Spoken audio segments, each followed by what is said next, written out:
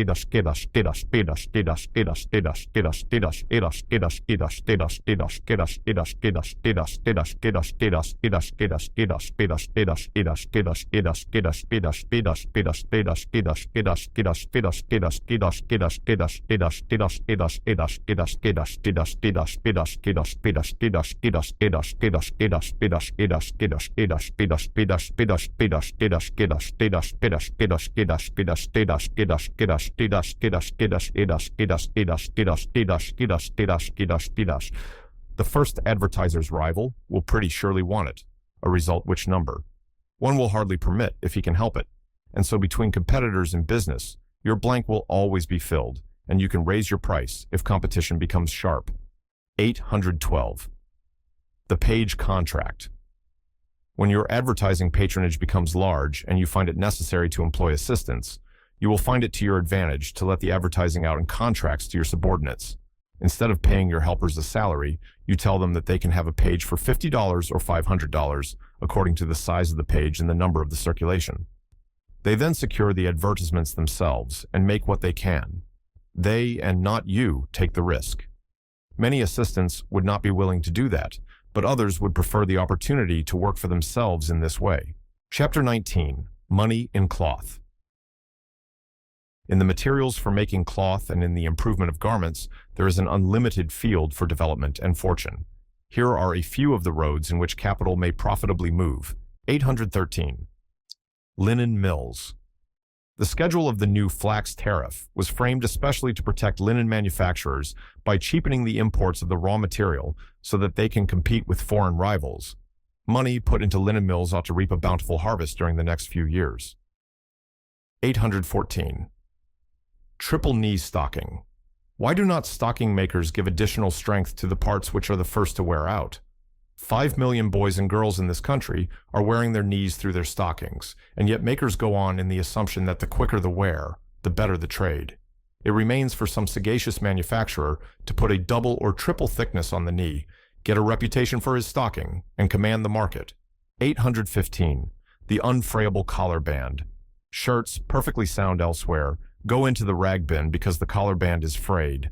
The man who will give us a substitute for starch, which does all the mischief, will earn both gratitude and greenbacks. 816. The Ramey plant. A few years ago, the Ramey plant was introduced into this country from China. It was reported to yield 3 crops a year, a total of 1,500 pounds to the acre, and that the fiber would produce a cloth equal to cotton or even silk. Great things were anticipated, but the hopes of the raisers were defeated by the lack of a process for separating it into fine filaments. The slow hand press of China makes it too expensive. Here is a chance for some brainy man to do for the Ramey plant what Eli Whitney did for the cotton, reaping even a larger fortune than he, because of the present greater demand for cloth. 817. Cotton mills in the South. About 9 million persons in the United States and England depend for their livelihood on the cotton trade. Until recently, New England had a monopoly of the cotton manufacture in the United States, but of late it has been ascertained that, owing to the cheaper cost of iron and fuel, the business can be carried on more advantageously in the South. The coal and iron in the mountains and the proximity to the raw product will cause New England soon to be distanced in this important enterprise. For those who seek cotton manufacture for a livelihood or for a competence, and especially for those who are beginning the business, the northern parts of Georgia and Alabama present unrivaled opportunities for the carrying on of that industry. And to such, we would say, paraphrasing Horace Greeley's advice to the young, "Go south, young man." 818. Artificial silk. The man who can invent or discover a substance which has the glossy luster and wear of silk so as to counterfeit the real article can name his own price. 4 processes have recently been patented, but the results are a fiber too coarse, too stiff, too weak, or too expensive. The Chardonnay process makes a quality at a cost of $1.23 a pound, and it sells at $2.70 a pound, a very good profit, if only it was enough like real silk to command the market. Put on your thinking caps, cloth manufacturers, and obtain the rich prize, which is already almost within your grasp. 819. Mineral wool. Here is something new. Experiments have proved that rocks, or at least certain kinds of them, can be made into wool. The wool is made from sandstone and from the waste slag of furnaces. Mineral wool is already being used for packing and fireproofing, but the inexhaustible field for the industry in the millions of tons of serviceable rocks and the unforeseen possibilities in the use of the new wool make the subject a startling one and well worth the consideration of moneymakers. 820. Leather substitute. The high price of leather and its fluctuation in price have caused many substitutes to be devised, but thus far they have been inferior in quality and will not stand the test of rough usage and exposure to heat.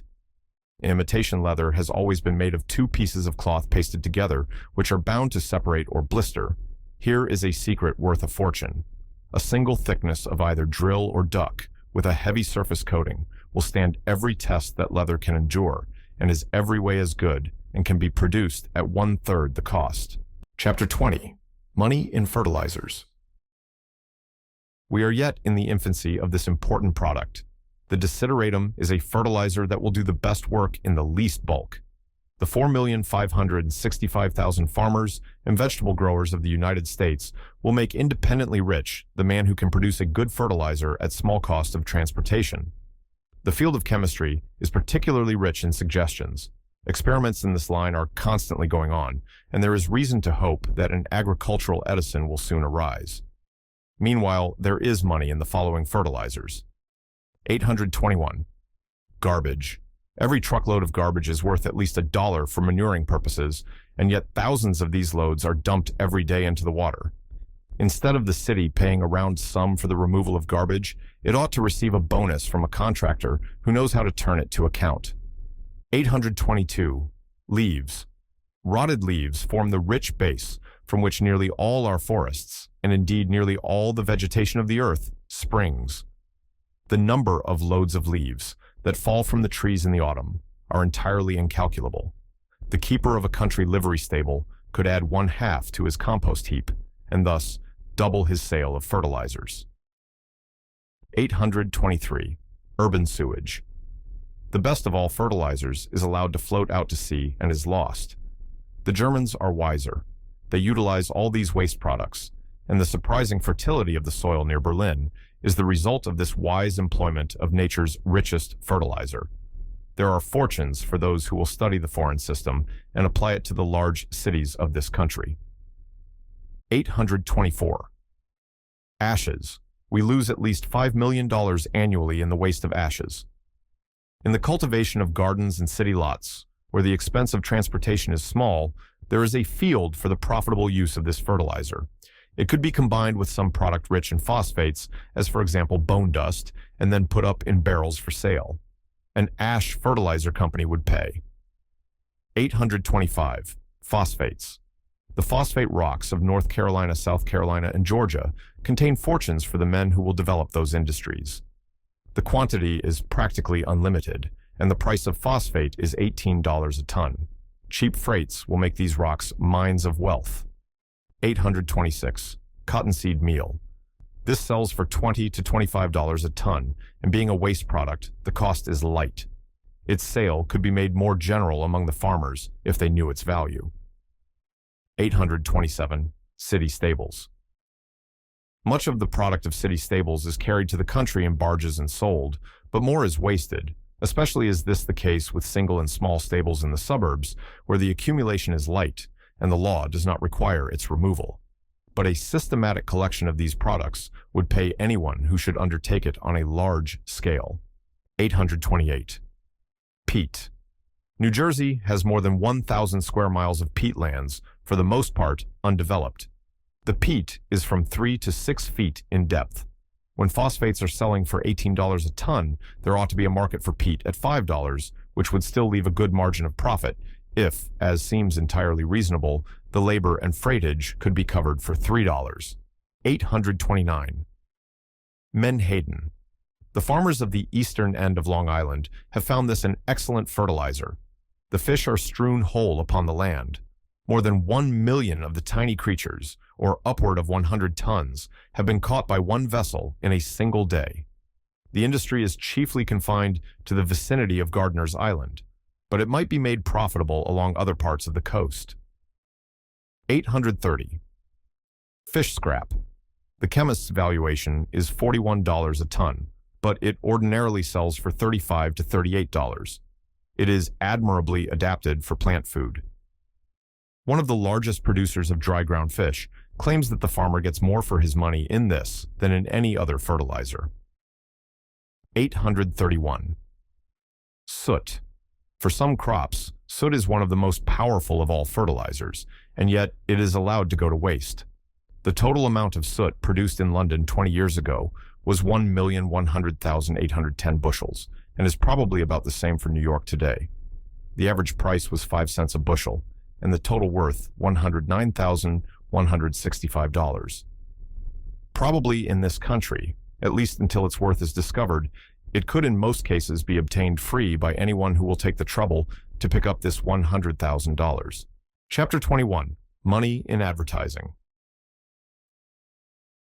Do you realize what an important part advertising plays in trade? The men who succeed are those who let the public know what they have and at what price. The great newspapers contain every day vast mines of advertising matter. There are many merchants who pay over $100,000 a year in letting the public know the cheapness and value of their goods, and one enterprising company, the proprietors of a celebrated baking powder, expend $1 million a year in advertising their product. These merchants are constantly seeking the best means to get their wares before the public eye. Also, manufacturers, builders, real estate agents, railroad companies, and in fact all persons doing business on a large scale, are seeking to let men know how and what they do. Owners of proprietary medicines have been known to expend $10,000 in a single advertisement in order to secure the attention of ailing people. All these persons will pay you well for any ingenious suggestions whereby they can increase their patronage. The following are some of the methods suggested. 832. Money and the Muse. Select some liberal advertiser and note what he has to sell or what he has to do, and embody his peculiar merit in a poem. The poem should be short, spicy, and humorous, and not be more than 8 or 10 lines in length. Let it hit off some of the fads of the day. If it be headed by some catchword of the hour, so much the better. An ingenious person who can write a verse or two of this kind will find a ready market for his muse. 833. Sense in nonsense. If you have artistic talent instead of poetic, you can do still better with a drawing. Let the cut be as original and humorous as some of the cartoons in our daily papers. 834. Word puzzle. A puzzle to some minds will be still more effective. Many will be disinclined to use their brains to work it out, but those who do will remember it, and that after all is the merit of an advertisement. A puzzle which may be patented and sold to the advertiser promises much greater profit. See the Chinese get-off-the-earth puzzle. A puzzle of this kind is commonly sold exclusively to one firm and ought to bring quite a sum of money to the inventor. 835. Tracks to wealth. The inventor who can produce a scheme to cause the customer to become his unconscious advertiser has found the very high road to success. Such a scheme might be a word in raised letters on the heel of a shoe. Thousands, especially in country towns where there are no sidewalks, would constantly be leaving impressions in the mud, and people would be astonished to find advertisements stamped on the very earth. 836. The story advertisement. Write a short story which ends in an advertisement. This is one of the best methods to gain the reader's eye. Everybody likes a story, and will read it if it be short. The narrative should lead up gradually and naturally to the advertisement. This requires some ingenuity and skill in writing. 837. The fictitious bank bill. A piece of paper which at first sight looks like a $10 bill, but turns out to be a clever advertisement, would be picked up and read by everybody. 838. The pocketbook find. A clever imitation of a pocketbook would be picked up by every pedestrian, and when it is opened with the expectation of money, one finds instead an advertisement of Pluck and Company. 839. Everybody's eagle. A gold eagle with the name of a firm in the place of the usual inscription will be readily pounced upon, when the lucky finder will learn that all is not gold that glitters, but will also learn where and what he can buy to advantage. The firm's name, of course, is not stamped until the sale of the golden bird is effected. Millions of such eagles could be sold. 840. The witty dialogue. Few things in literature are more attractive than a witty dialogue, in which the questions and answers are very short, and the denouement is a surprise. If the last word is the magical one of a certain kind of business, such as ozone, electrophone, and baking powder, stove polish, etc., the maker or merchant will be sure to appreciate it and pay for it. 841. The stereoscope bulletin. It pays to give a large sum to the proprietor of a paper who makes a practice of flashing election returns on screens. There is commonly a long wait between the reports, and the vast crowds will meanwhile have nothing to do but study your advertisement flashed between the successive returns. 842. The arc reflector. Have a reflector with an electric light arranged to throw a bright, round light, like the dial of a clock, on the depot platforms, the pavements of crowded streets, or other places where many people congregate. On the background of this strong light, let your magic word appear. This is an expensive but very effective way of advertising. 843. The last scene. Tens of thousands of persons every night are looking upon scenes depicted by the stereoscope. After the good night, which generally closes the entertainment immediately, and before the lights are turned on, have your advertisement flashed upon the sheet. As the program is concluded, the manager would doubtless for a small sum grant a privilege which would be worth many dollars, as no one in the audience can fail to see the display. 844. The red letter bat. For a consideration, the manager of a baseball team would probably let you furnish the players with an excellent bat, stamped with your design in large red letters. Your advertisement would flash with every stroke of the bat, and even if many in the crowd were too far away to read the letters, their curiosity would incite them to inquire, and curiosity is the very emotion advertisers seek to arouse. The idea might perhaps be extended to the ball, which is the center of struggle in football matches. 845. The restaurant fan. Waiting men will read anything to kill time, but a fan with your enterprise stamped upon it will attract attention, whether one is inclined to read or not. By the 100,000, these could be produced extremely cheap and should be presented free to the restaurant keeper. They might also be used in theaters and music halls. 846. The cigar wrapper. It is estimated that 3 million cigars are purchased in New York and vicinity alone every day. For a small sum, say 5 cents a box, you could doubtless prevail upon most dealers to permit you to wrap each cigar in a piece of paper, especially if the latter were pretty and very attractive, as in the latter case, it might even help his sales. The wrapper might contain an alluring picture, but, of course, it contains your advertisement. A small additional sum must be paid a boy for the work of wrapping. As an advertisement, the method would be exceedingly effective, and the idea is certainly a novel one. 847. The growing word. In a reserved space of a daily paper, begin with a single glaring letter. Over the letter announce, "Watch this space tomorrow." The next day, another letter is added, and curiosity is excited. If you can get a name for your advertisement similar to the name of a man in the public eye, the success of the scheme is assured. For example, the first letter is G. Is it Grover Cleveland or Garfield? 2 letters are given, G-A. Is it Garfield or Gage? The third day, G-A-R appears. Is it Garfield or Garland? But in the end, it proves to be neither. It is G-A-R-L-O-C-K,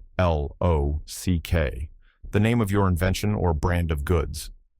Ingenuity can play endlessly upon words in this way, and the curiosity aroused makes it one of the best forms of advertisement. 848. The polite stranger.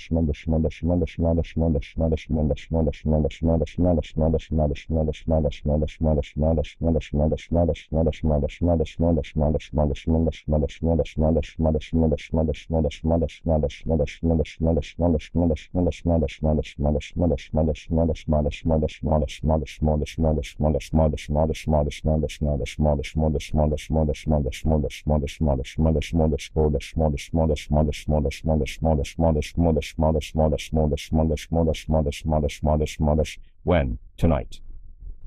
850. The Street Brawl. This is on the same line and even more exciting. Readers of Sherlock Holmes remember the detective's ruse to gain entrance to a forbidden house. In the same way, let two men engage in a wordy quarrel. Nothing draws a crowd more quickly than the prospect of a fight. Of course, on a city street, the quarrel must not come to actual blows, and the participants must keep an eye open for policemen. But the climax should be the advertisement in the mouth of one or both of the disputants, and the crowd should be dispersed with a hearty laugh. 851. The box kite. The box kite presents almost unrivaled opportunities for advertising, and the wonder is that it has not been utilized for that purpose. By a clockwork arrangement and at regular intervals, while the eyes of all are turned skyward, the box releases a host of white leaves, which, floating to the earth, are caught by the crowd. Every leaf contains your advertisement. This method would be especially effective at ball games, horse races, and before election bulletins, while the crowds are waiting for returns or exciting events. Chapter 22. Money in the Powers of Nature. The finding and unlocking of the forces of nature have been sources of some of the world's largest fortunes. Steam and electricity are today among the Earth's greatest contributors to wealth. It is not, however, the simple discovery of a new force, but its ingenious application that brings financial reward, and there may be 100 or even 1,000 ways of applying a new power. These powers are perhaps all known at the present time, but many of them are little utilized, and some have never been harnessed. It is probable that we have as yet only begun to unlock the secrets of nature. 852. Compressed air. There are vast possibilities in the use of this power. In a few years, lightning expresses will fly over the land, swift vessels will skim the deep, monster passenger eagles will soar in the air, and tons of mail matter will be blown through tubes from sea to sea, all driven by this powerful motor compressed air. These things only wait for money and brains. 853. Steam. In the application of steam, about 90% of power is lost. This is an enormous waste. Here is room for a second watt. In the race for primacy as a power, steam need take no second place if only its unutilized forces be turned to account by some inventor. Here is a field worthy of the noblest powers of man. 854. Electricity. At present, electricity sends our telegraph messages, projects our voices through the telephone, propels our streetcars, lights our streets and dwellings, and in some states, executes our criminals. But it is altogether likely that this as yet comparatively unknown power will be extended into 100 untried fields. Here is a single example of the economy and its use. The Baldwin Locomotive Company discovered that they were losing 80% of steam power in shafts and belts. They installed electric motors and reduced the bill for power immensely. Hundreds of large establishments waste from 1/4 to 3/4 of steam in the same way. If electricity can save from $14 to $50 per day, as in the case just quoted, it is surely well worth a trial. 855. Caloric. The time will come when the billions of cubic feet of sunlight that fall upon our Earth will be utilized and will doubtless be the cheapest and most efficient of all the motor forces. If you can only focus this widely distributed energy, you can obtain any amount of heat and consequently power.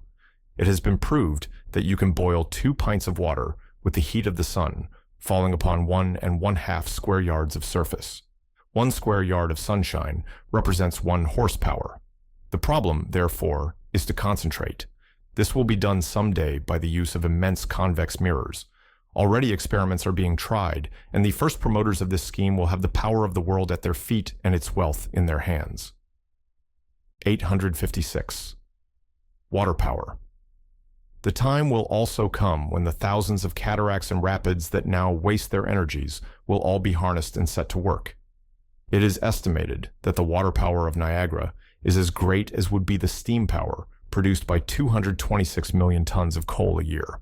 This one cataract has power enough to make 1,000 millionaires, and there are hundreds of smaller waterfalls running to waste. 857. Windmills. Steam is costly, and water is not always available, but the wind is everywhere and costs little or nothing.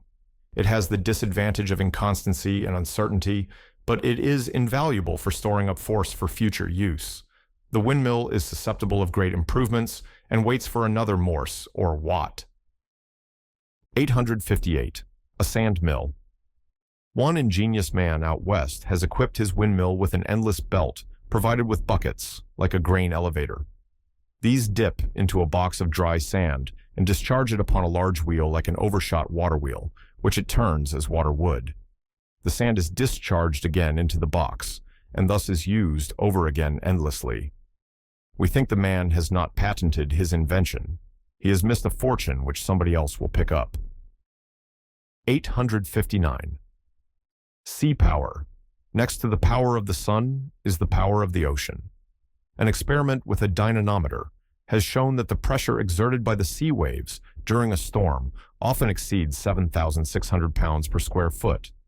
Multiply this by 1,393,920 billion feet, which the surface of the ocean presents, and we gather some little notion of the inconceivable power that is running to waste. When will come the inventor who will harness the sea and set it to lighting our cities and carrying men and mail bags? There is said to be millions upon millions of gold strewn on the ocean's bed as the result of wrecks. But there is vastly more gold for the daring inventor in the waves that forever pound upon the beach. 860. Artesian well. The artesian well plant is coming into prominence. Formerly, the well was only employed as a means of getting water to drink. It is only recently that it has occurred to people that here is an immense and unused water motor. Water power from running streams is only available here and there, but with the advent of the artesian well, there is no spot on Earth that may not have as much cheap power as it needs, the cost being almost nothing when once the power is obtained. Here is another opportunity for enterprise and fortune. 861. Liquid air. This is a new discovery and one very rich in promise. Here is doubtless the long sought-for method of the storage battery. It has been found that the same force of liquid air as applied in the electric storage battery scores from 1/10 to 1/20th more than the electric fluid is able to do. Here we have a power whose application will result in such unknown quantities of usefulness and wealth as to defy the power of figures and even the imagination itself. Chapter 23. Money in Building Materials. It is certain that nearly all the structures now upon the earth will have to be rebuilt during the next half-century. When we consider the immense cost and vast number of these buildings, aggregating thousands of millions of dollars, the demand for building materials surpasses all computation and imagination. During the next few decades, untold myriads of persons will get rich, either in this discovery of new fields for these materials, exploiting the old ones, or in the invention of new building matter. "How large is your farm?" inquired a lawyer of a verdant farmer, whom he meant to guy. The man of the law winked at his companion, as much as to say, "See what sport I will have with the old fool." "Well," said the haymaker, "I reckon I have about 2,000,000 acres." 2,000,000 acres, gasped the attorney, gazing round. "Pray, where is it?" "Down yere," replied the farmer, pointing his long, skinny fingers at the ground. "I have got 100 acres on top, and I reckon I own about down to the middle of the yarth." The man of the soil spake wiser than he knew. He was rich, but not exactly in the way he imagined, for a granite quarry of the finest kind was found on his land, which caused him to realize a large sum. 862. Stone quarry, says a recent publication. A man who has a quarry of good building stone, easily accessible, is richer than if he owned a gold mine. But there are immense numbers of such quarries unworked and even unsuspected.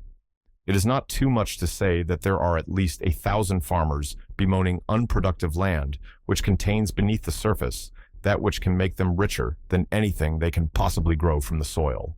863. Artificial stone. Many kinds of artificial stone are now employed, such as Ransom's concrete, Portland stone, etc. They are made by a mixture of cement, sand, and gravel, and are molded into blocks. The value depends upon the kind of cement. No really good lime for this purpose has yet been found in the United States. The man who can discover a calcareous deposit capable of making a good, silicious, or argillaceous hydraulic lime will have the market for manufactured stone practically in his hands. 864. Baked brick. Late improvements in baking brick have reduced the time required to bake 100,000 bricks from 14 to 4 days, and the amount of fuel from 40 cords of wood to 16. The following suggestions by a brick burner will show the path of fortune to those who can reduce the time still further. Mix a little charcoal in the clay. Double the length of the brick. If by either of these ways you can make the bricks a trifle cheaper while retaining their qualities, you have acquired a fortune. Lucky Baldwin, a man afterward famous for his mining and real estate speculations, made his first large money in brick burning. "I had no experience whatever then," he said, "but I studied up the subject, thoroughly mastered the details, and cleared $1,500 in a month." 865. Glass brick. Another new idea. Why not make a brick of glass, partially hollow, so that, filled with rarefied air, it can be a non-conductor of heat? Such a brick would be a great improvement on the present method of constructing conservatories, greenhouses, and the walls of winter gardens. The plan is being tried in Europe, but there is no patent on the introduction, and nothing to stop an American from introducing a new kind of hothouse. The adage about the man in a glass house may be realized yet. 866. Rubber floors. Why do we go on in the old way, employing rough-sounding and creaking flooring when there is a material which meets every want for a desirable floor? India rubber tiles prevent slipping, emit no sound under the foot, and have the additional element of an agreeable elasticity. It is a positive pleasure to walk on an India rubber floor. It is, of course, more expensive than wood, but the time is surely coming when every elegant dwelling, all expensive halls and public buildings, as well as the saloon decks of our first-class steamships, will have these improved floors. A man, ambitious to be rich and possessing a few thousands of capital, could hardly do a better thing than to manufacture rubber interlocking tiles, advertising them extensively and exhibiting models to builders. Chapter 24. Money in amusements. Money in amusements. People who cater to public amusements are so many, their entertainment so diverse, and their talents so unequal, that no general statement can be made about the remuneration for this kind of work. There are stars at the top, who receive from $200 to $1,000 per night, and there are mediocres, or worse, at the bottom, who barely eke out a living at $7 a week. No one should enter this field unless his talent is equal to his ambition. Here are a few of the prizes taken before the footlights. 867. The Farce Comedy. Evans and Hoey purchased a comedy entitled A Parlor Match. Mr. Evans says, "We played it over 3,000 times, and at a rough estimate, I think we must have cleared from $300,000 to $400,000. 868. Instrumental concerts. The possibilities of dollars in instrumental music are seemingly unlimited. Celebrated pianists have received almost fabulous sums. Rubinstein's 6 months tour in America is said to have netted a profit of $60,000, and a second engagement was made for him at the rate of $2,500 per night. 869. Stage stars. The stage, like every other profession, is crowded at the bottom, but has room at the top. Beginners seldom get more than $15 per week, and commonly they receive much less. Leading people in road companies get $50 per week. Stars receive from $100 to $500 per night. Madame Celeste made $50,000 in this country. Edwin Forrest never received less than $200 per night. Edwin Booth sometimes played for $500 per night. 870. Popular lecturers. These are richly rewarded for their hour or two of entertainment of an audience. John B. Gough's price was $200 per night. Henry Ward Beecher, Wendell Phillips, and Bayard Taylor averaged the same figures. The receipts for Professor Tyndall's 35 lectures in this country were $23,100, and Max O'Rell earned $5,290 by his lectures during a single week in Johannesburg, South Africa. Says a magazine note, money-making's most promising field is that of a popular lecturer. 871. Hand shadows. Here is something new. Some amusement artists in England have conceived the idea of entertaining audiences with hand shadows. A candle, an oil lamp, or an arc light is used, and the beam of light passes through a small circular opening upon a sheet of ticket writer's holland. Sometimes a pipe or a piece of cardboard is used to heighten the effect, but for the most part, the artist employs his hands only. With diligent practice, the most comical effects, such as dressing for a party, the dogfight, etc., can be produced. Mr. Devant, the originator of the shadowgraph, convulses his audiences and reaps large profits for himself.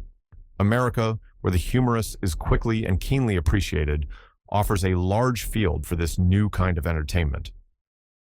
872. Museum and circus. The vocation of the popular showman is a highly paying one. It appeals to two of the most powerful motives of human nature, the desire to be amused and amazed. P.T. Barnum made and lost 2 or 3 fortunes. Bailey, the successor of Barnum, and Dan Rice have also conducted highly successful shows. Dime museums in large cities often pay vast sums for curiosities and monstrosities, and still conduct a very profitable business. 873. Gymnasts. Athletes need to begin early in life in order to acquire suppleness of muscle. There is no profession that demands a severer training or regimen. A vast number of performers are constantly traveling through the country. Engagements with companies are made on exhibition of skill. Managers are always on the alert for something new. Some equestrians receive as high as $500 a week for self and horses. Clowns often receive $100. Rope walkers, $50. 874. Opera singers. Voice, gesture, grace, and beauty are the 4 qualities of success in the opera artist. Those who succeed receive princely sums for their services. Mario got $400 a night in Philadelphia. Tamberlake, every time he sung a high note, demanded $500. Piccolomini cost her manager over $5,000 a month. Madame Pereire received $14,000 for the season. Genius and hard work are nowhere better paid than in the opera. 875. Mimic battles. Payne's fireworks at Manhattan Beach, reproducing the capture of Manila and the fall of Santiago, have been immensely popular, sometimes drawing crowds numbering 10,000. $1,000 worth of fireworks and papier-mâché are burned in a single night during the season, but enormous as are the expenses, we are informed that the proprietor seldom makes less than $500 a night. There is no patent on these exhibitions, and they may be repeated or imitated anywhere. A man who dares burn money in this way, or a stock company where the individual risk would be comparatively small, exhibiting these fireworks in all our great cities, would certainly reap handsome gains. Especially at this time, while the fervor of patriotism and the glow of enthusiasm over our recent victories are still at white heat, the enterprise could not fail to be paying. We would almost guarantee that a company which could set up as brilliant an exhibition as Payne's in 50 leading cities would realize 25% on the investment. 876. Theatrical enterprises. Running a theater is risky business. It has its ups and downs, and the downs are as swift as the ups. Oscar Hammerstein, who has just lost all by an unsuccessful venture, says that once during the short period of 4 weeks, he made $60,000. Daly, Froman, Lester Wallach, and many others have grown rich in the theatrical business. 877. Dancers. Members of the vaudeville are not so well paid as in many other arts for amusing the public, but special dancing artists sometimes receive almost fabulous sums. Famous dancers have received as high as $10,000 in the course of a season. Frida Maloff, the Turkish dancer, has just returned from the Klondike, where in the course of a few months she has made $62,000 in her profession, the miners literally showering her with nuggets. 878. Moving pictures. This latest and most popular form of amusement is coining money for the owners of the cinematograph, biograph, vitascope, or by whatever other name the instrument is called, which causes the scenes portrayed on canvas to be instinct with moving life. The charge for an evening service is commonly $50. 879. Band players. Band players get from $1,000 to $5,000 a year, according to proficiency. Sousa, the leader of the celebrated band by his name, receives $6,000 a year. There are always openings for good band players. 880. Impersonators. Dickens will probably always be the great resort for this class of entertainers. Of 7 leading impersonators now on the platform, 4 portray his characters almost exclusively. It is a fine field for the elocutionist who has talents for mimicry. The average charge is $25 per night. 881. Ancient burlesques. There are at least 3 forms of this amusement which are having great success. They are the village choir, the old folks concert, and Aunt Polly Bassett's singing school. The last named has often cleared $100 in a single evening. 882. Reciters. Reciters and readers from Dickens to Hall Caine have always been popular. The highest paid are well-known authors who read from their own writings. Charles Dickens seldom received less than $200 an evening, but the majority are glad to get engagements at from $10 to $25 a night. 883. Bell ringers. The discovery that many objects in nature could be made to give forth musical sounds has vastly widened the field of entertainment. Rocks, steam pipes, tumblers, and dinner bells have been drafted into service, the last named with notable success. In one company, 4 young ladies have charmed the public ear with the melody of a score of handbells. They have reaped rich harvests all over the country. 884. Magicians. This field has been somewhat overworked of late years, but the phenomenal success of such men as Blitz, the ventriloquist, and Herman, the prestidigitator, show the possibilities in this line. Both these men bewitched the public for a whole generation and made great fortunes. 885. Storytellers. This is a late revival of a form of amusement as old as the times of Homer. Those succeed best who are authors as well as elocutionists, making their own story and telling it fresh from the heart. We predict that this kind of entertainment is going to have a great run, and persons who have talent in this line will do well to furbish up their weapons. 886. Cartoonists. Cartoonists and crayonists receive high figures for their work, as this kind of talent is rare. The chief of this class of artists received from $50 to $150 per night. Since his death, no worthy successor has been found, but there are many young fingers that are clever with chalk, and there is room for more. It is a very inviting field for persons who have the right gifts. Chapter 25. Money in the Forest. There is doubtless more money in the forests that clothe the mountains than in the metals that are buried beneath their granite and limestone backs. Much of this wealth has been squandered through lack of knowledge of its worth and because of meager facilities for its utilization. In the state of Florida alone, more than $5 million worth of timber has been ruthlessly burned in order to clear the ground for orange plantations. Forest wealth in the future will probably be obtained in the following ways. 892. Wisconsin pines. The merchantable timber in the forests of the Wolverine State, according to government estimate, reaches the enormous amount of 41 billion feet. There are many fortunes yet to be carved out of the endless pines of this state. 893. North Carolina tar. $8 million is the sum earned annually by the people of North Carolina from the making of tar. The pine forests that yield tar are not costly, but a large amount of acreage is required. 894. Vermont maple sugar. The people of Vermont last year earned more than $12 million by making maple sugar. It is one of the surest sources of revenue. The work is light, pleasant, and romantic. 895. Alabama chestnuts. Thousands of acres of chestnut timber are wasted in Alabama because its worth is not known. The timber is felled for the tan bark, but the Commissioner of Forests estimates that in a single region, $50,000 could be made annually by cutting this wastewood into railroad ties. 896. Idaho cedar. The finest body of red cedar on the continent exists in the state of Idaho. Red cedar is one of the most valuable of woods. Endless tracts can be purchased now for $10 an acre. It is probable that in 10 or 15 years, with better railroad facilities, the standing wood alone without the land cannot be purchased for $100 per acre. 897. Maine birch wood. Nearly all the wood used in making spools for thread in this country and in Great Britain is supplied by the Maine forests. So great is the demand, and so profitable the work of felling the trees that the birch wood of this state is being rapidly consumed.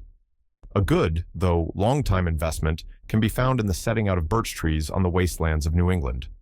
1,000 acres of land, not worth $10 an acre at present, may be stocked with birch trees, which can be sold in from 25 to 30 years for $40 per acre. Profits, less taxes, $30,000. 898. Southern canes. One of the most important factors of modern civilization is paper. The United States consumes yearly about $75 million worth of paper. From rags, which once afforded all the material for papermaking, but which are now entirely insufficient, manufacturers are experimenting with all kinds of vegetable growth in search of the best paper pulp. Paper is now being made of the fiber of trees. In the southern states, there is a kind of coarse cane, which affords an inexhaustible supply, with a peculiar adaptation for the purposes of papermaking. Here is a hint for the benefit of the one first to seize it. A buyer who should purchase 1,000 acres, or even 10,000 acres, of paper cane would soon find a profitable market. Chapter 26. Money in the Sea. Gold floats in the air, swims in the sea, springs up out of the earth, and lies deep hid in the mountain bed. How can gold swim? In the form of millions upon millions of tiny creatures whose destruction brings gold into the pockets of their captors. Literally, the ocean is the biggest field of revenue on the planet. It is a reservoir of wealth, which all the ages are not likely to exhaust. Further, the ocean, unlike the land, has not been and cannot be partitioned out among individual owners. Any man can enter upon any body of water not actually occupied by another and appropriate all that he finds there.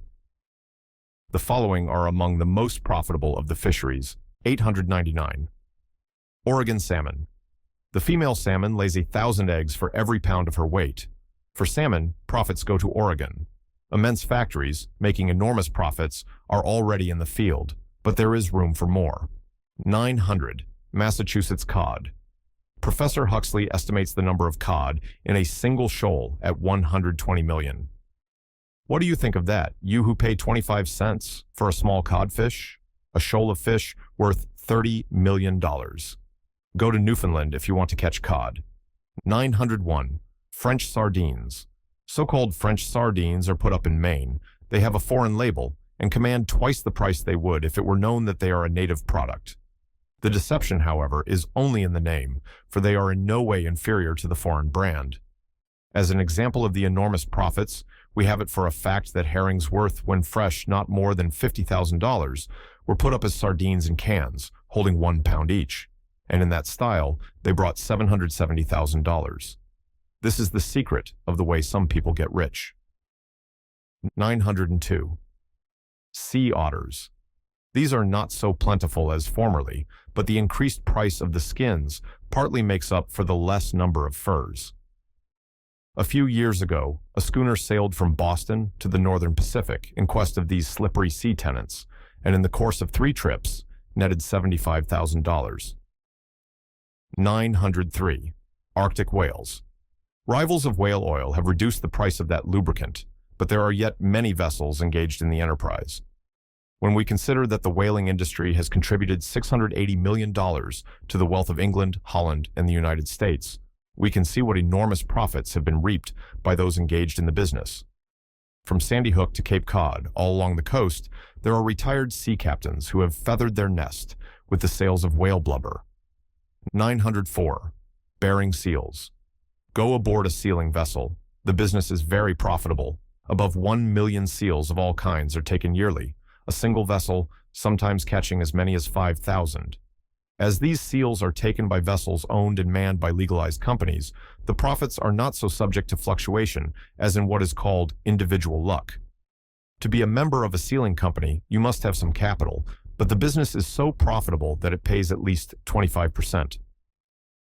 John Bull and brother Jonathan have had many disputes about the right to catch these seals. They are undoubtedly United States property, but England bases its rights in old treaties.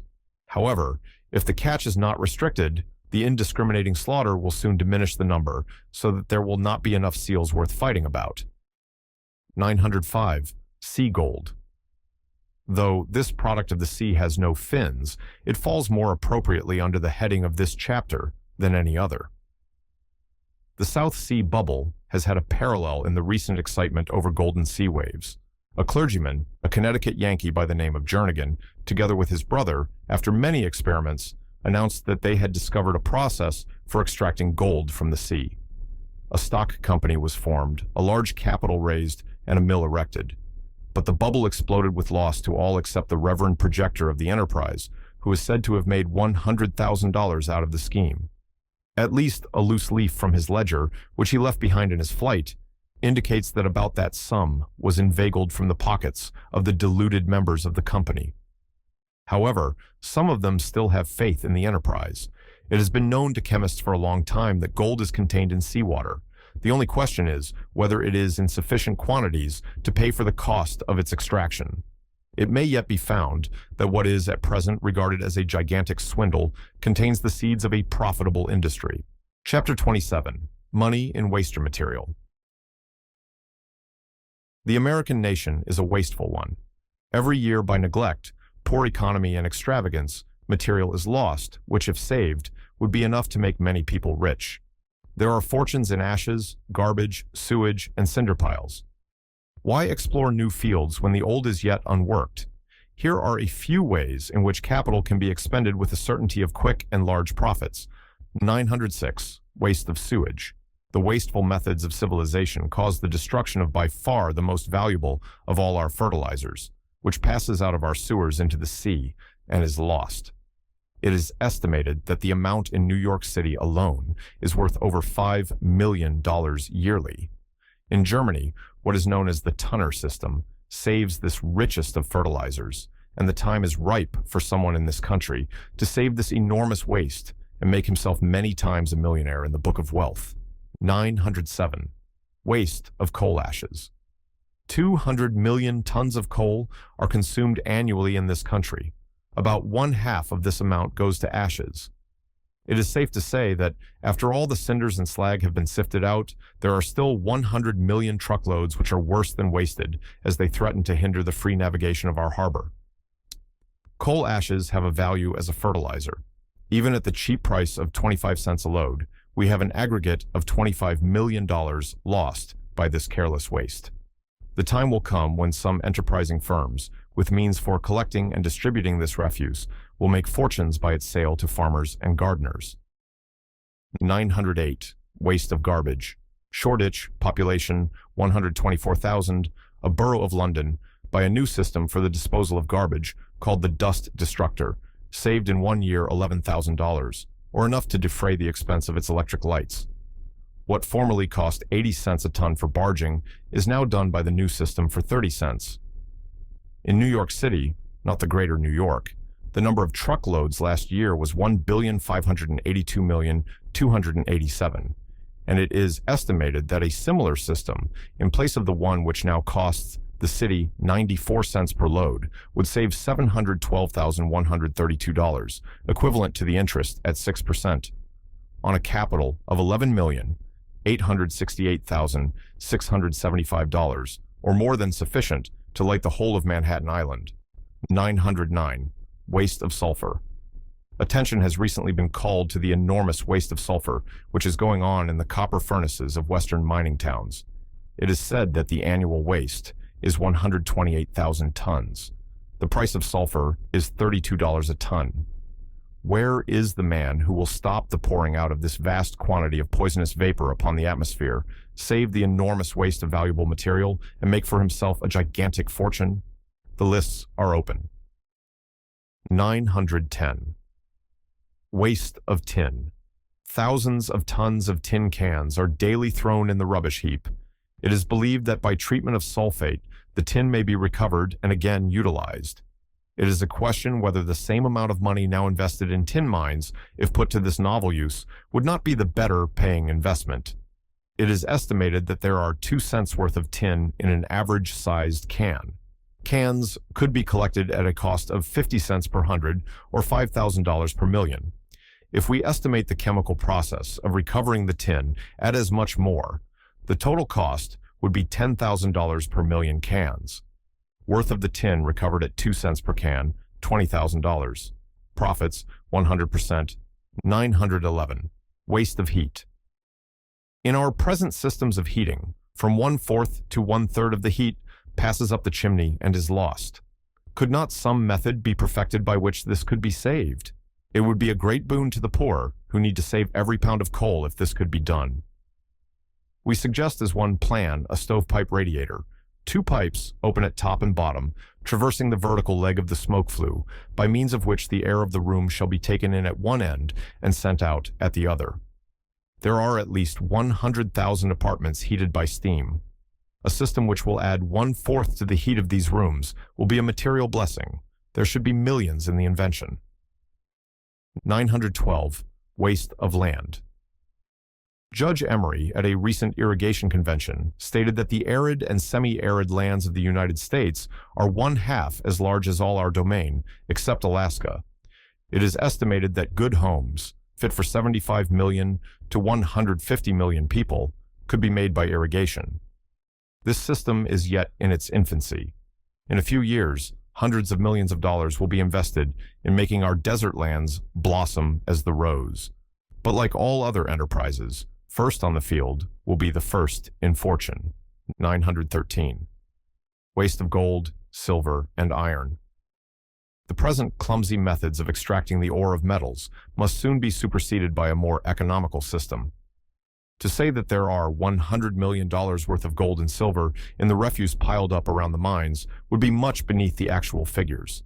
The loss in iron and other metals, owing to the same cause, is utterly incalculable. The recent discoveries in magnetism point to the solution of the problem and the utilization of the waste. It is not impossible that the electromagnet contains more gold for its fortunate inventors than all the mines of the earth will yield to operators during a single year. 926. Business opportunities. The business opportunities advertised in a single New York paper average 25 a day, 200 on Sunday, or about 17,500 a year. One man claims that $10,000 can be realized in 2 weeks by the opportune venture of $1,000 in real estate. Another offers stock in a $10,000 mine, which he is sure will shortly be worth $100,000. A third offers $5,000 for the use of $3,000 1 year in mining operations. A fourth wants a backer for a new power, in which $5 million will be easily realized. Most of these opportunities are doubtless elusive, while many are barefaced frauds. Yet among the myriads, there may be some genuine chances for money-making. A shrewd man might find a bonanza in this mine of opportunities. 927. Mine owners. Mr. DeMullers of Jefferson County, NY, a few years ago went to El Paso, Mexico as a workman. Today he owns the most valuable turquoise mine in the world and is known as the Turquoise King. One recent shipment netted him $10,000. Another man in South America is known as the Nitrate King and is said to be the richest man on the Western continent. He also was once a poor man. 928. Cattle raisers. 6 years ago, Grant Gillett was a station agent in a small town in Kansas, working for a bare living. He made an engagement as cattle feeder, and from that position worked himself up into wealth by buying and selling cattle. He actually made $500,000 in 4 years and was known as the Millionaire Cowboy. Another man this last year bought Texas cattle for $432,000 and sold them for $540,000, making $108,000 in 4 months. This simply shows what opportunities there are for shrewd men in the cattle business. 929. Stump speakers. Men of oratorical ability have an opportunity during 2 or 3 months of every year to earn considerable money in political campaigns. Both of the great parties employ the best talent, the pay depending partly upon one's convincing logic, but mainly upon the celebrity of the speaker. The lowest compensation is $5 a night, but noted speakers have received $100 and even more for one short speech. 930. Artistic home builders. These are not speculators, but men who have built homes for their own occupancy, yet have been induced to sell by the high prices offered. We know of no less than 3 persons in this present year who have made $3,000 to $5,000 each in this way. 931. Cemetery owners. Cemetery lots have proved good-paying property to those who know how to manage it. Land which costs from $1,000 to $5,000 an acre is divided up into parcels 1 rod or 1/2 rod square and sold for from $100 to $500 a plot. Mr. T.F. E. Tinsley became a millionaire through graveyard operations in Texas. 932. Glass ball shooters. The names of Carver and Bogardus have become continental by reason of their skill in hitting glass balls shot out of a trap. There is hardly any kind of sport more exciting, and there is always a large class who will patronize a rifle contest. These men pocketed fortunes by the exhibition of their skill. 933. Entertainment bureaus. A lecture bureau in Brooklyn has the names of over 500 persons, embracing all kinds of talent, booked to interest and amuse its patrons. The manager, by having several engagements on every night of the week and charging 5% of profits, is growing rich. There is room for a bureau of this kind in every large city. 934. Ice cream manufacturers. 10 million quarts of ice cream are annually sold in New York, 65,000 quarts a day being the average consumption in warm weather. It is nothing, says a prominent maker, for a great establishment to dispose of 35,000 quarts in one day. An idea of the money in the business may be formed from the fact that the value of the annual output is about $3,500,000, of which fully 1/3 is profit. 935. Gold hunters. F. E. Simmons of Montana went to the Klondike less than a year ago. He suffered every hardship and nearly lost his life on the journey, but he returned with $500,000. There are a few prizes there, as in all mining districts, but the majority of gold hunters do not succeed. Yet Mr. J. Partridge, a mining expert who has thoroughly examined the region, says the wealth of the Klondike is inexhaustible, and he predicts that $30 million will be taken out next year. 936. Asphalt companies. Here is an example of the enormous profits made by these companies. In one city, the mayor, suspecting the charges were exorbitant, forced them to a lower scale, when the company actually agreed to do for $1.50 per yard what they had hitherto received $2.25 for laying. This last was a living profit, but the profits over and above a fair compensation were 75 cents per square yard. This is the way contractors for the government get rich. 937. Horse jockeys. Small men weighing not over 100 pounds have an opportunity to earn money by riding horses on the racetrack. As the race often depends upon the judgment, skill, and balance of the rider, the owner wants the qualities of a man in the body of a boy.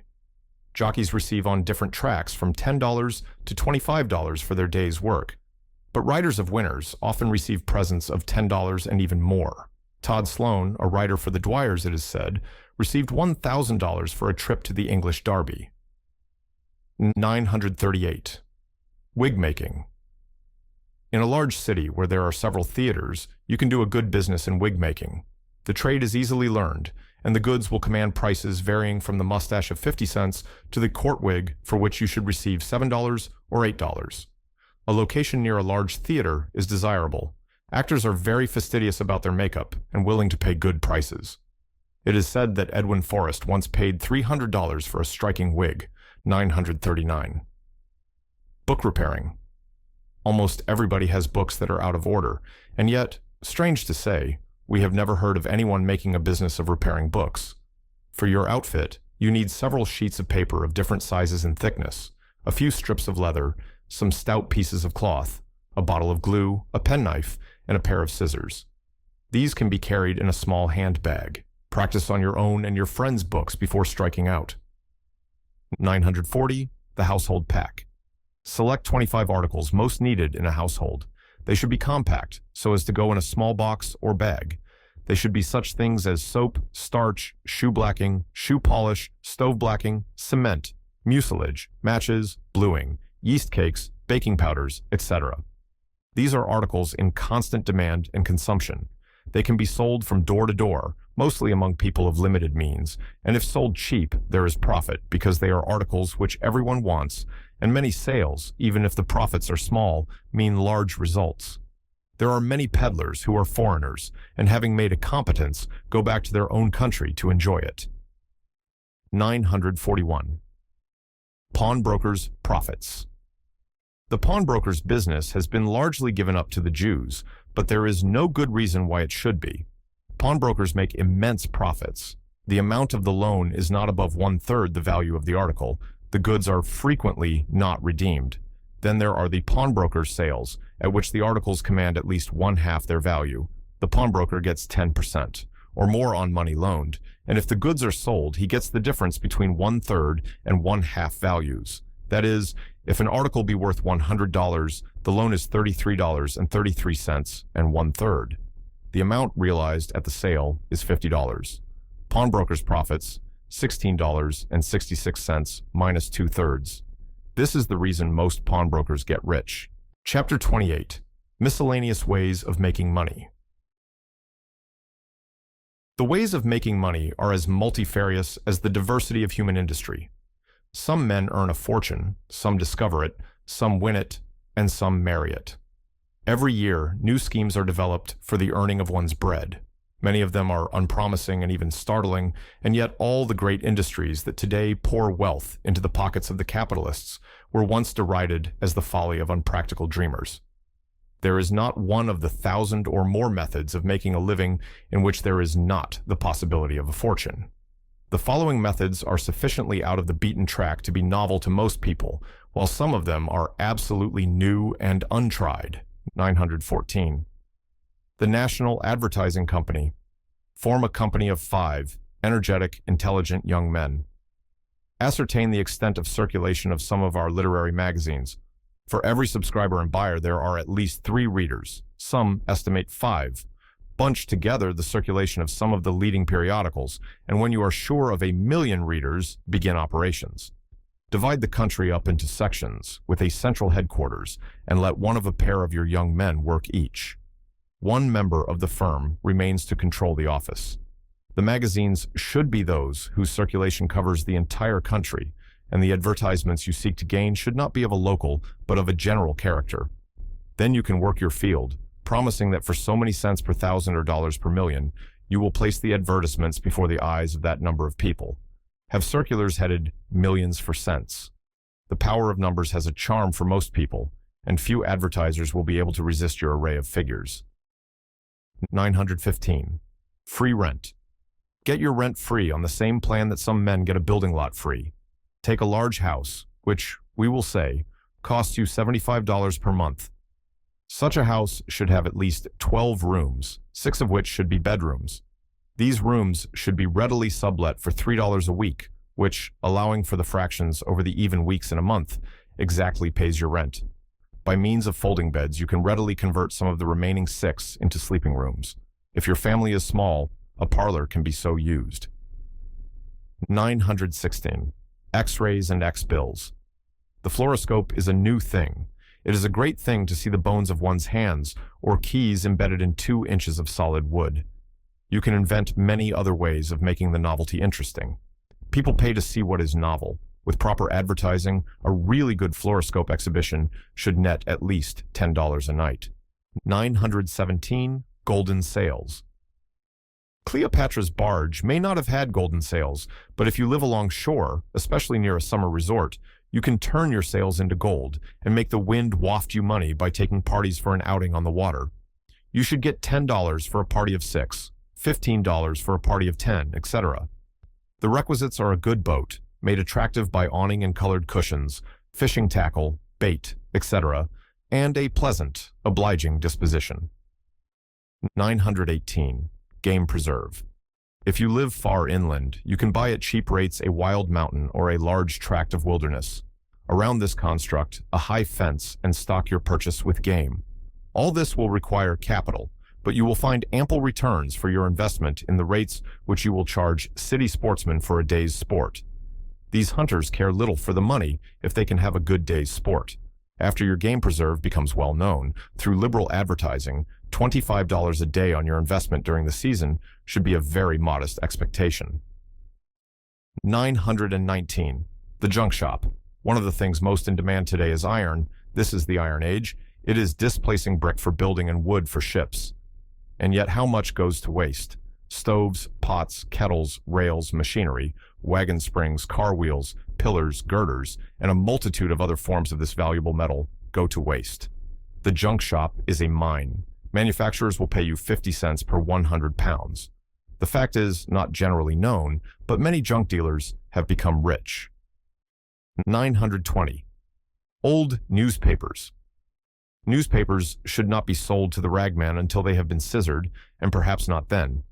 In New York, there is a man who makes a business of preserving newspapers. You can get almost any copy of any paper for a number of years back.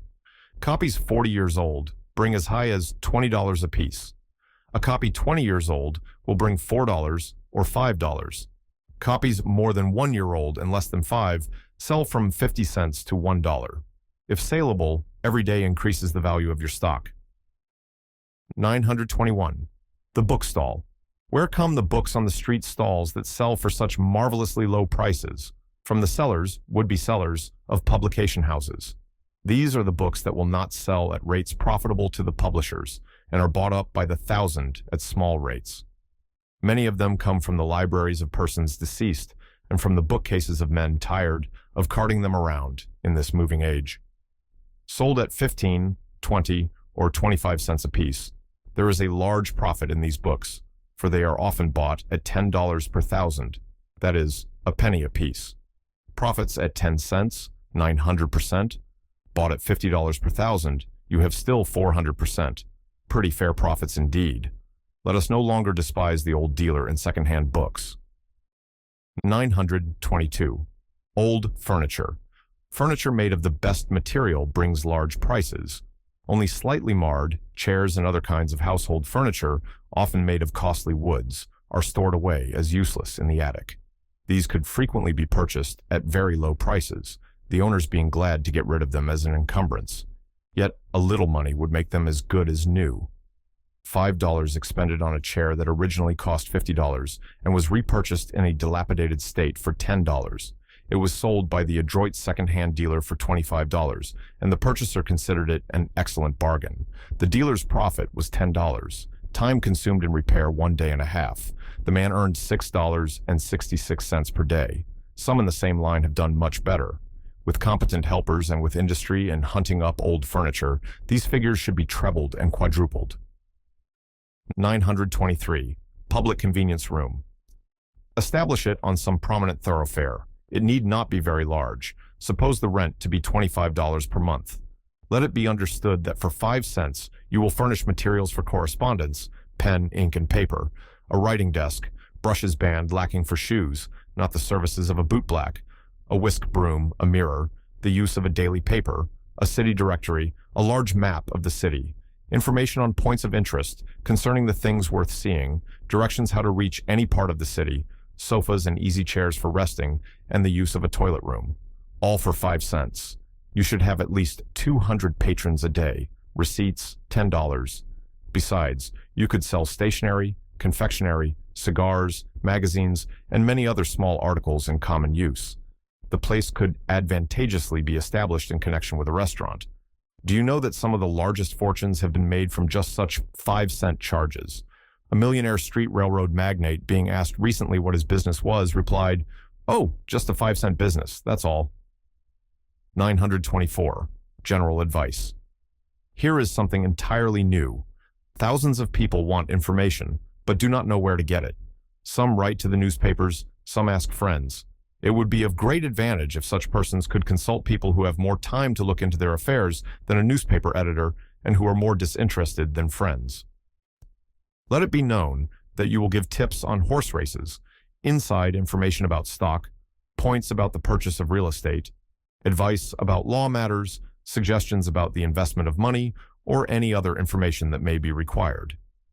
Have on hand a stock of dictionaries, gazetters, directories, encyclopedias, and world books of general information. You may charge 10 cents for a simple consultation of 5 minutes.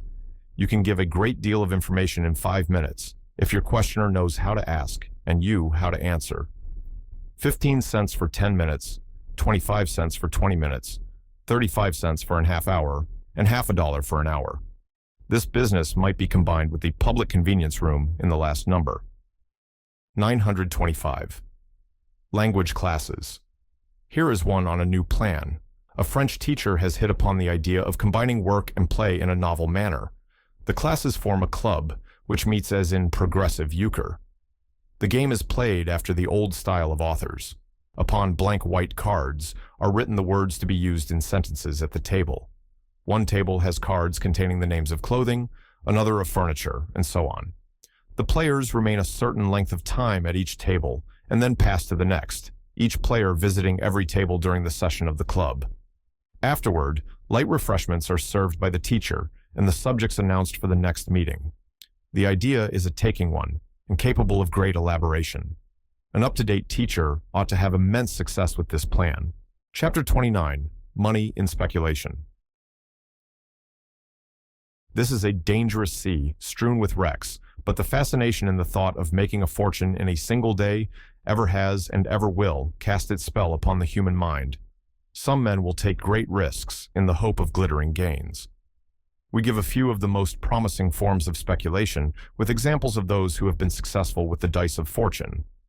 Jay Gould was employed as a map maker at a salary of $30 per month. He trudged over whole counties in New York State as a surveyor. A lucky hit brought him into Wall Street, where he made over $70 million in 40 years. James Fisk came down from Vermont a penniless boy, but getting into the company of Wall Street men, he soon amassed an immense fortune. Ferdinand Ward, called the Napoleon of finance, had an unequaled gift for shrewd speculation, and might have excelled all contemporaries had he chosen to stick by honest methods. He made a fortune before he was arrested for crooked ways. Cornelius Vanderbilt at 20 earned a living by rowing a boat between Staten Island and New York. At 60, he was proprietor of a fleet of 66 steamboats and owner of several railroads. He made his money in stocks. In the fluctuations of the Erie, on one occasion he made $1 million between rise and set of sun. John C. Eno was called the freelance operator. He was one of the boldest manipulators of stocks and acquired an immense fortune. Perhaps the most striking success was that of James R. Keene, who made $9 million in 3 years. Others who have won their fortunes in Wall Street are Russell Sage, William Belden, George Thurbersini, Henry Villard, William H. Vanderbilt, William R. Travis, C.P. Huntington, and Daniel Drew. Of the last named, it may be mentioned, to show how little a college education has to do with success in business, that he was very illiterate, possessing only a scanty knowledge of grammar, and even of spelling. It is related that on one occasion, he told his cashier that he would set the safe lock on the word door. When the cashier wanted to open the safe, he tried door in vain.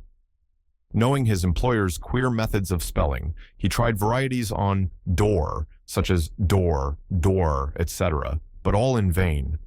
At last, he was obliged to go to the hotel and awake his employer, who had gone to bed.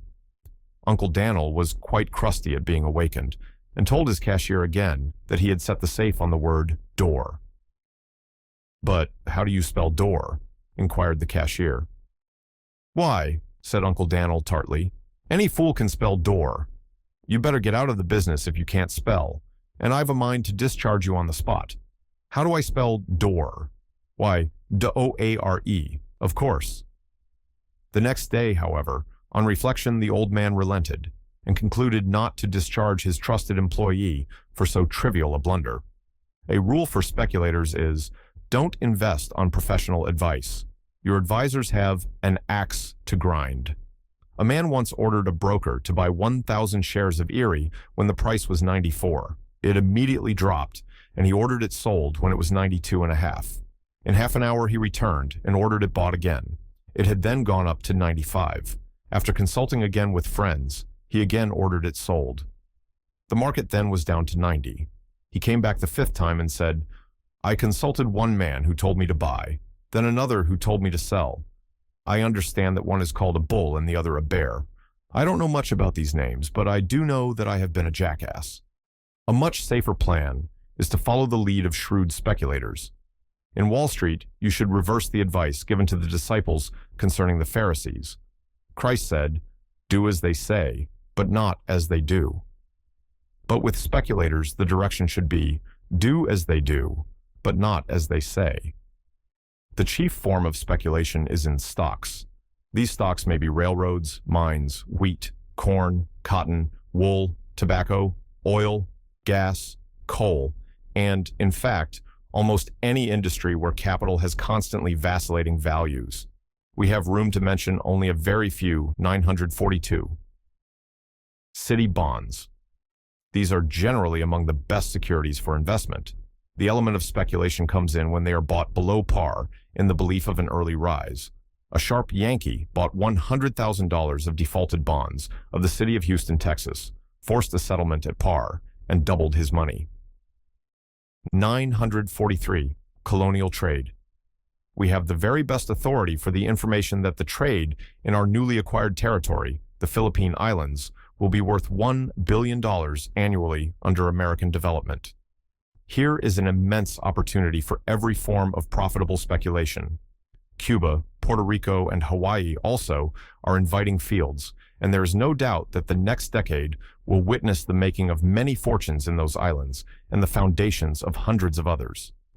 Now is the time to begin, as those earliest in the field will have the first chance to buy up depreciated stocks and lagging industries.